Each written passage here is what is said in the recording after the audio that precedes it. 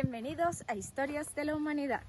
Para el presente documental hemos reunido un grupo de políticos, historiadores y conocedores del derecho internacional público para hablar sobre el conflicto que azotó los Balcanes. Adicionalmente, tendremos a una invitada, Amra Sladik, sobreviviente del conflicto.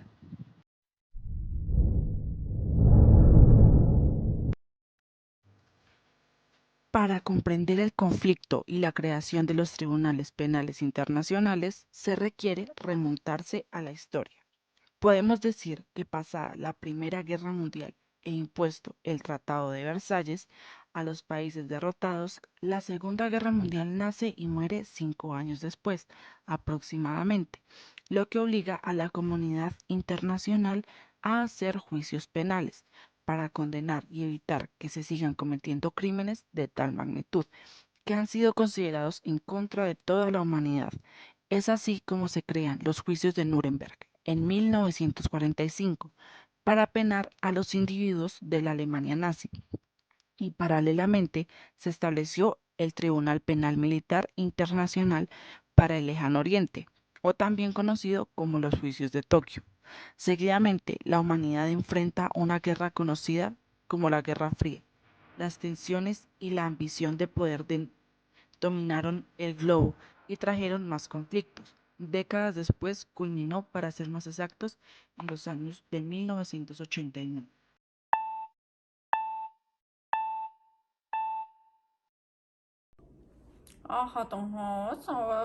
En cuanto a Yugoslavia, venía siendo gobernada por la dictadura de Josip Broz desde el final de la Segunda Guerra Mundial hasta su muerte en 1980.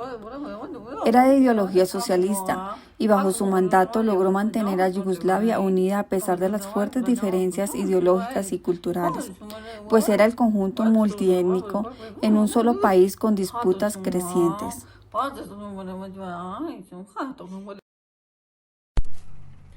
Este país estaba compuesto por 6 repúblicas: Croacia, Bosnia, Serbia, Montenegro, Macedonia y Eslovenia. También se puede añadir Kosovo, que actualmente sigue siendo un caso disputado. En cuanto a la religión, los serbios eran cristianos ortodoxos, los croatas eran cristianos católicos, los bosnios somos musulmanes y los albaneses, también de mayoría musulmana. Cada religión defendía sus concepciones de creencia y sumado a ello, los pueblos llevaban siglos peleando por la primacía y formas de gobierno.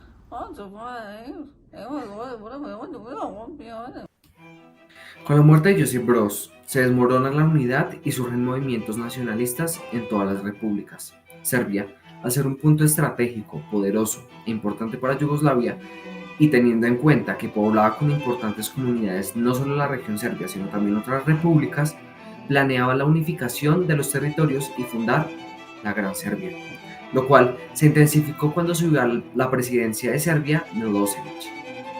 Ya en 1991, la Unión de Repúblicas Socialistas Soviéticas se disuelve y, a pesar de que los territorios de Yugoslavia no eran parte de estas, influyó bastante, primero porque impuso los sentimientos de independencia y segundo porque los equipos armamentísticos de la URSS quedaron fuera de control y mucho de ese arsenal quedó en manos de paramilitares y milicias de diferentes regiones de Yugoslavia, lo cual incrementó la violencia.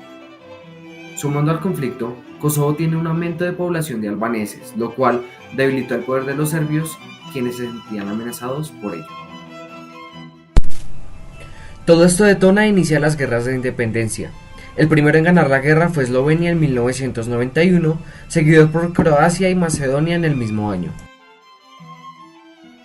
Pero Croacia, al tener una minoría de serbios en su territorio, tuvo conflictos con Serbia y, producto de la guerra que terminó en 1991, dejó un saldo de decenas de miles de muertos, dándole así la total independencia a los croatas. En Bosnia y Herzegovina, el proceso inició con un referéndum en 1992, y a pesar de la injerencia y entorpecimiento por los serbios, ganó el sí de la independencia. Así inició la guerra serbio-bosnia, donde Serbia intentó unir todas las zonas serbias de Bosnia y todo lo que se toparon en el conflicto bélico. En su paso, Serbia pisó zonas con mayoría bosnio-musulmán, donde realizaron limpiezas étnicas. Dentro de esta se destaca la de Srebrenica, donde fueron asesinadas 8.000 personas. De este acontecimiento se hablará más adelante, pero se debe tener en cuenta la magnitud, pues historiadores consideran que ha sido uno de los mayores homicidios masivos en Europa desde la Segunda Guerra Mundial. La victoria serbia era de esperarse, pero croatas y bosnios se aliaron obligando al ejército serbio a retroceder y perder territorio. Se tensiona el caso cuando la OTAN bombardea a las fuerzas serbias. La ONU tenía fuerzas desplegadas en zonas seguras de Bosnia y debido a los ataques sistemáticos a los lugares con presencia de los cascos azules y la toma de rehenes, la ONU toma medidas contra Serbia.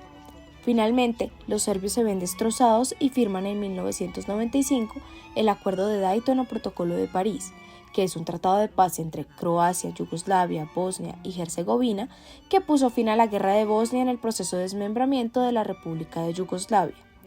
Montenegro, durante un tiempo, fue el mayor aliado de Serbia hasta adquirir su independencia en 2006, fruto de un referéndum. Y después del conflicto de Serbia y Kosovo, este último declaró en 2008 su independencia.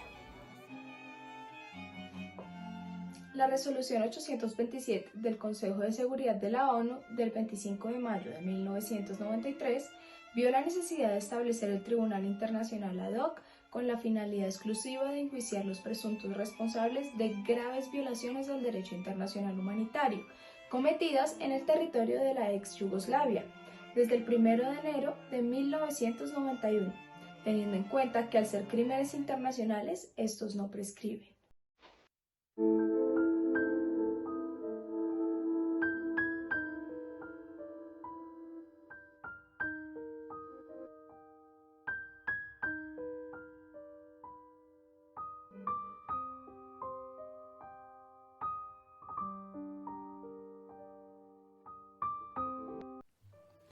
Nacido en 1943 en la aldea de Bosonavić, Ratko tuvo dos hermanos. La localidad se encuentra situada cerca de la montaña Yahorina, 25 kilómetros al sureste de Sarajevo y pertenece a la municipalidad de Kalinović, al oeste de Gorazde. El lugar formaba parte del efímero Estado independiente de Croacia, el cual pasaba constantemente por disputas y por ello fue criado en un ambiente bélico y de sentimiento nacionalista. Su madre fue Stan Lalatović y su padre Nedo Mladić, un líder militar de los partisanos de Bosnia, que fue asesinado por los Ustashi croatas, aliados de los nazis, durante la escaramuza en Bradina, suroeste de Sarajevo, cuando él contaba solo con 2 años de edad.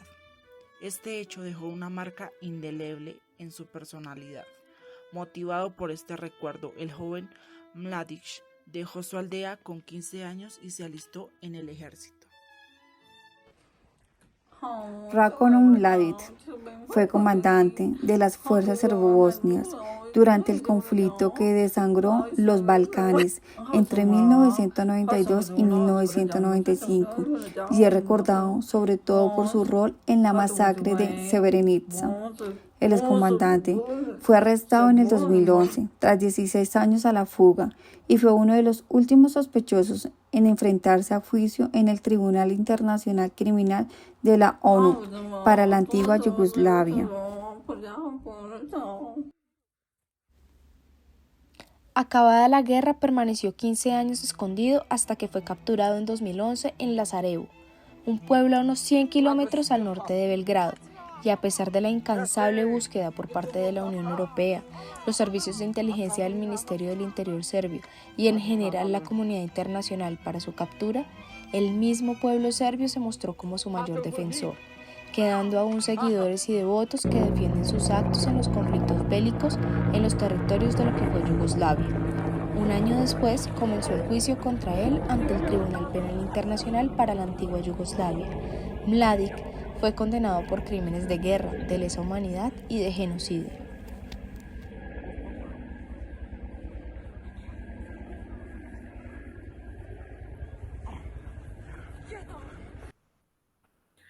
El tribunal detalló que Mladić contribuyó significativamente en el genocidio cometido en Srebrenica con el objetivo de destruir a su población musulmana con las matanzas de hombres y niños después de que fueran separados de las mujeres y llevados en autobuses o trasladados para ser fusilados. Se le reprocha también el impedimento de la entrada de ayuda humanitaria en los lugares bosnios y las áreas seguras con el fin de aplastar y debilitar a la población.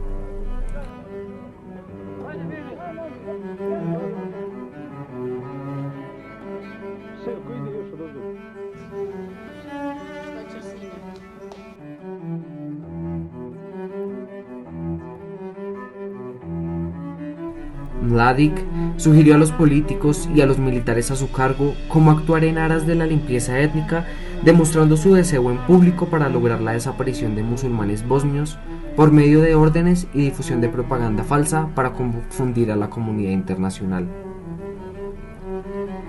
Estos hechos se desenvolvieron en la mañana del 11 de julio de 1995. Las fuerzas serbio-bosnias invadieron Srebrenica, lo que hizo que decenas de miles de refugiados huyeran al campamento de las fuerzas de paz de la ONU en Potokari, en el norte de la ciudad. En los 11 días siguientes, después de la separación de las familias, se dejó un saldo de 8.372 hombres y niños musulmanes que fueron asesinados por las fuerzas serbio-bosnias bajo el mandato de Ratko Mladic. Unos fueron fusilados, otros enterrados vivos, unos cuantos fueron mutilados y desmembrados, mientras que otros cuantos eran sometidos a torturas físicas y psicológicas. En cuanto a las mujeres, algunas fueron violadas y asesinadas. Los cadáveres de las víctimas fueron enterrados en fosas comunes. Mladic también dirigió personalmente el extenso bombardeo de Sarajevo y formó parte de una empresa criminal conjunta con la intención de eliminar a las poblaciones musulmanas y croatas de Bosnia.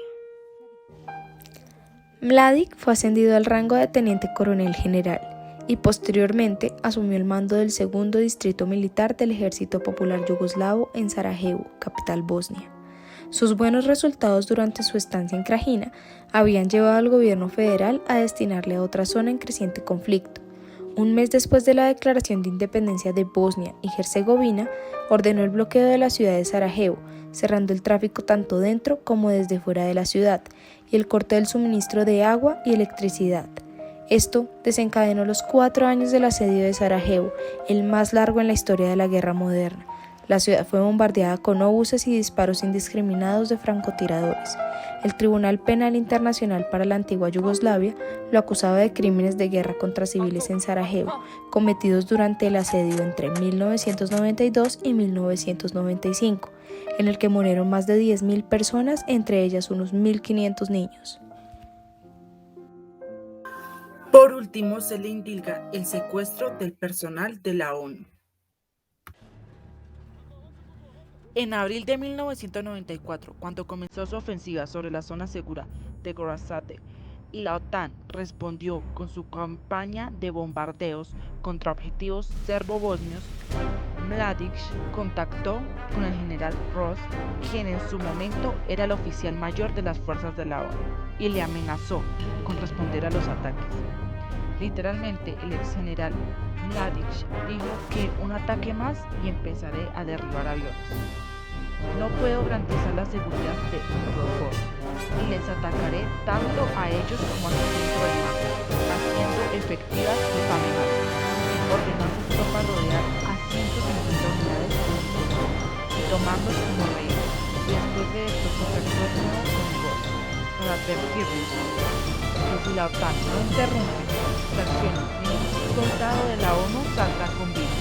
En los informes de la ONU se dice que algunos de los rehenes de Unprofor eran miembros de instituciones de la OTAN, principalmente británicas y francesas, que reclamaron la inmediata interrupción de los ataques aéreos y la OTAN cesó temporalmente los mismos. Lo mismo ocurrió días después en el asedio serbo-bosnio sobre Bihać, que desencadenó la captura de casi 500 soldados de Unprofor, que en algunos casos fueron utilizados como escudos humanos para evitar la respuesta aérea de la OTAN.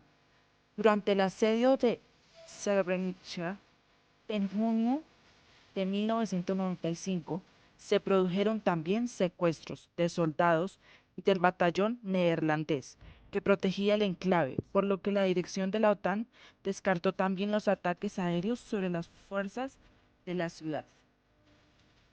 La defensa apeló el veredicto por motivos de salud del detenido. Agregado a ello, su equipo de abogados argumentó que el excomandante estaba lejos de Srebrenica cuando ocurrió la masacre. Según estos, en la condena de Mladic figuraban una serie de sucesos que ocurrieron durante la Guerra de Bosnia, tales como bombardeos e incidentes con francotiradores, que no debieron vincularse con el papel de Mladic como jefe militar ni con su posición de general militar. La Fiscalía también apeló, considerando que debía ser condenado por un segundo cargo de genocidio y por la matanza de Pribredor, donde más de 3.000 musulmanes y croatas fueron asesinados o desaparecieron y 5.000 fueron expulsados. Good morning to everyone in and around this courtroom.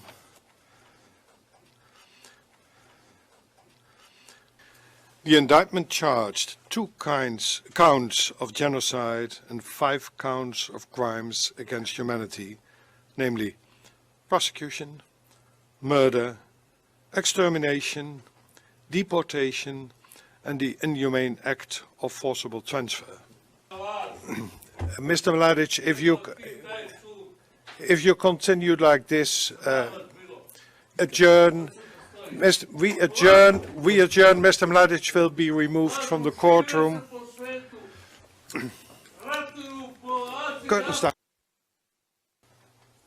For having committed these crimes, the chamber sentences Mr. Ratko Mladic to life imprisonment.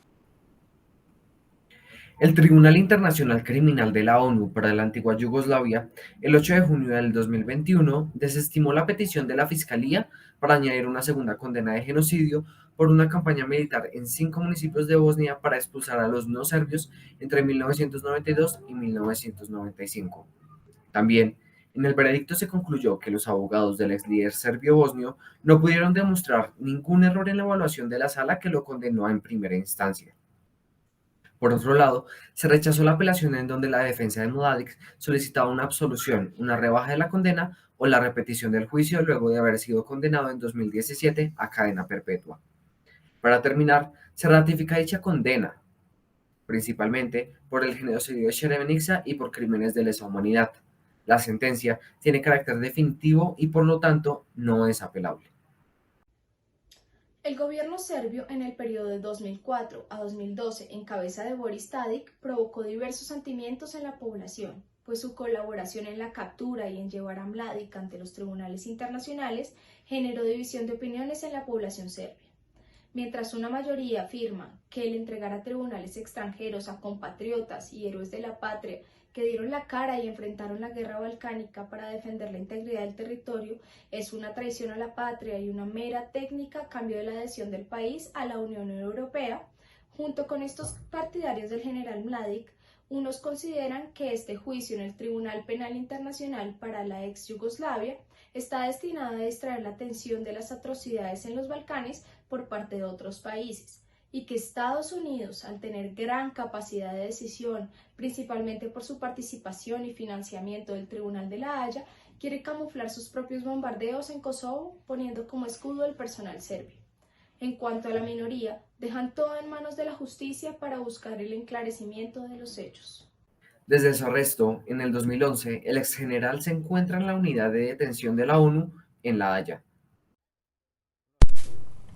Posterior al fallo del tribunal, se ha suscitado un debate de diversas opiniones. En primer lugar tenemos la del político Milorad Dodik, que expresa una posición crítica.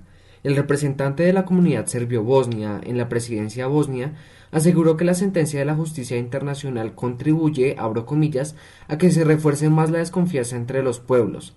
Se ha desmoronado la confianza en la justicia internacional, cierro comillas.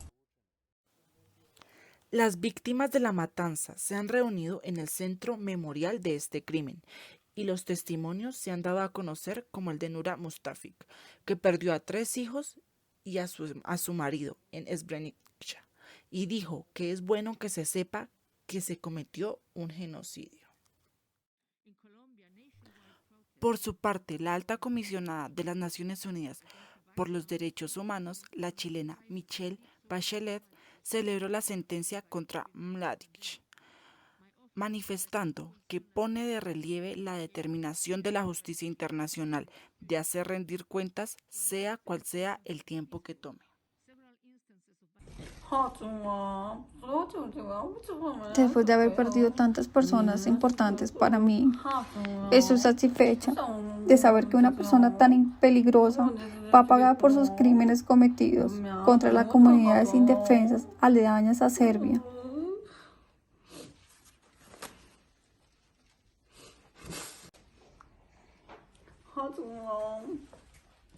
Los familiares de las demás víctimas estamos satisfechos de saber el paradero de nuestros familiares, hijos, amigos y niños de nuestra sociedad.